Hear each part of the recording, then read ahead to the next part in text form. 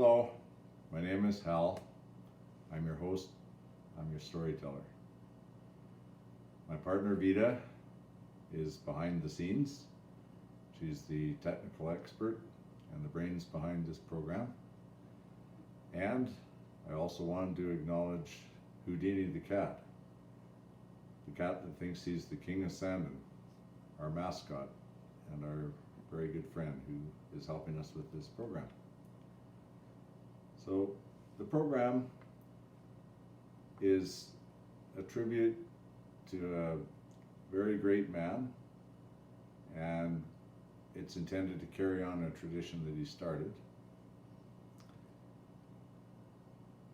We're going to broadcast this from beautiful downtown Sandon in the heart of the Silvery Slocan region of British Columbia, Canada.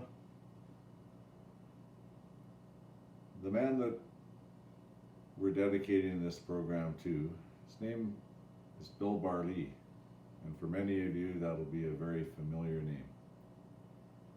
Sadly, he passed away a few years ago, but for many years he was a very well-known author. And when I first met him, he was a high school teacher. His background is he grew up in Rossland, and that inspired him to learn a lot about the Canadian Wild West. And he was a frequent visitor to Sandon when I was young. And he also, after being a teacher, he became a writer, a historian, a book publisher, and ultimately he became a politician and eventually the Minister of Tourism. He was an avid collector of many great things long ahead of his time, long before most people saw any value in these things. So he created a television program a number of years ago, along with Mike Roberts.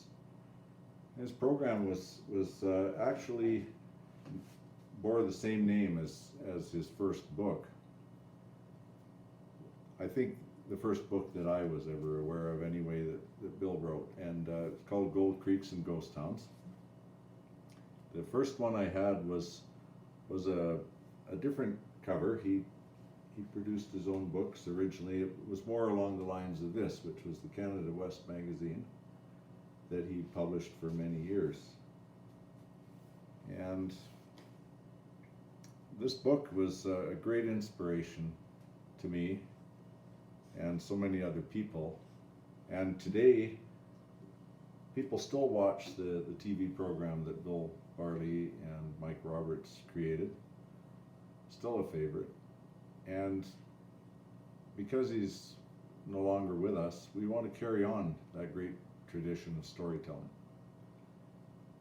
So here we are in beautiful downtown Sandon, and the whole idea of this is to share our history, interesting places and people and events and things, and we really want your help in telling us what we can do. So this can be far more than just Sandon. We can go to interesting places around BC, maybe other places too, and feature interesting things. So keep the ideas coming in, and we want to do this on a regular basis.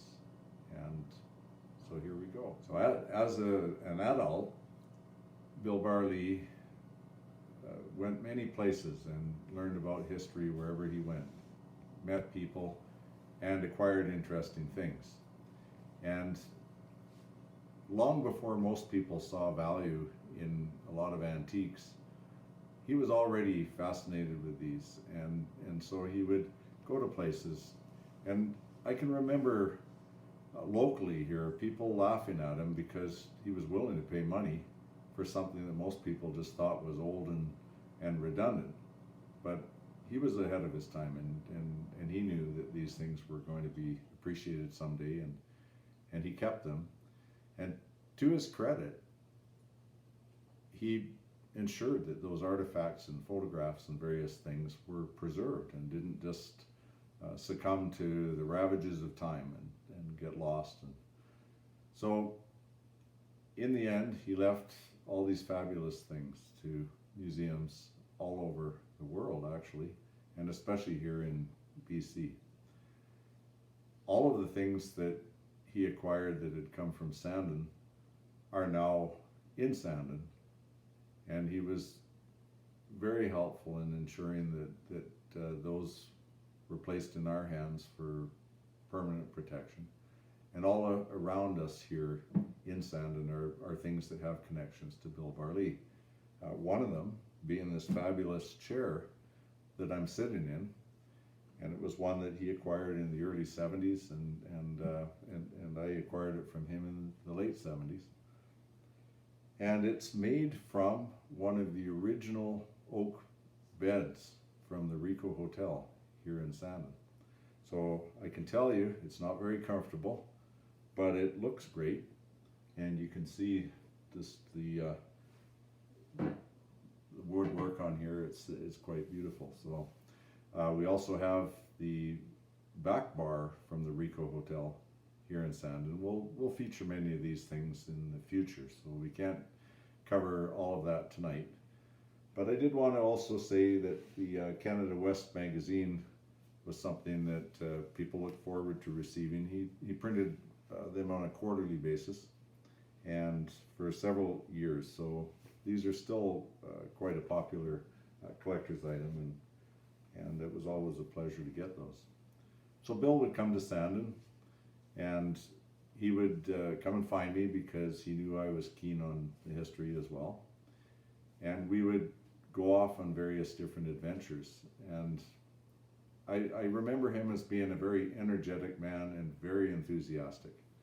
And so it was always fun to be around him. He was an exciting guy, great storyteller. And I recall one time when I was in my mid-teens, he arrived here. He'd typically come on unannounced, and he'd come and find me. And he had been to New Denver looking for things that he could acquire from others, and he'd been on a bit of a buying spree down there, and so he was quite happy about that. But people liked to make fun of him because they thought this was a bit silly that he'd be interested in these old things that were pretty much discarded by most people, and so they were sometimes trying to pull his leg, and he really knew on this occasion that was the case. But there were a couple of old gents in New Denver who had strung him a story, and he proceeded to tell me about it. And it was a story that back in 1910, when the Kaslo-Slocan Railroad had been destroyed in a massive forest fire that burned almost all the way from Slocan Lake to Kaslo. And it burned many of the trestles of the KNS railway, and that was really the end of it as a functioning railway. And he had been told by these two that the train had been trapped between the burning trestles, and that today, if you hiked all the way up there into that remote area in between these trestles, that you could find the burned remains of one of the trains, including the locomotive and various cars. So of course at first he just said, this is ridiculous, we know that isn't the case, but it's kind of a good excuse to go for a hike. And he said, Hal, would you like to come along? And so of course I wanted to go. Nobody had cleared the trail in those years. It was very difficult walking along there, and there was all kinds of remnants of the old railway. The telegraph line was there, there were insulators hanging on it, and you'd find all kinds of railroad iron and bits and pieces. But we knew that this story was just a tall tale. And as we went along, Bill would get more excited with every little thing that we'd find, every clue, and the more excited he got, the faster he would go. And I was young and fit, he was young and fit, but he would pick up his pace a little bit with every discovery we made along the way. Well, it was as thick as a jungle in there, and it was really, really difficult going. But the more excited he got, the faster he went, and pretty soon he was charging through the forest there just like a D8 out of control. and I was trying hard to keep up to him, getting whipped by the branches and getting majorly scarred in the process of this, but doing my best to keep up. And as we bushwhacked our way around the mountain, we came to a spot where the railroad had placed quite a bit of fill, and it was a beautiful curve, and I remember it was quite mossy there, and lo and behold, here were some rails still in their original position. And by that time, of course, Bill had gone from, well, this is a preposterous tall tale to, well, maybe there is a chance that it could be real. Never know. And when we came around that beautiful corner and those rails were still there, and at that point I think Bill was thinking that we were going to find that train, and he was just careening through the brush at a breakneck speed.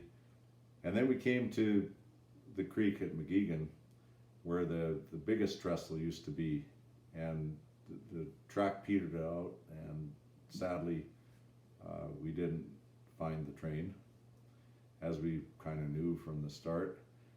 So then we came down, and Bill was kind of let down at that point. And I remember for the speed at which we went through the forest looking for this, the long walk home on the highway, where it was easy going, was at a much slower pace. And but it was an occasion I'll never forget. It was a great adventure, and we had fun, even if it was a tall tale. But anyways, we want to talk more about Bill in the future, and we're going to carry on the tradition that he and Mike Roberts started, and really looking forward to this. So keep in touch, give us ideas of things that you would enjoy, and we would like to also invite others to come and be guests at this program, and hopefully we will keep this going long into the future. So this is our first effort.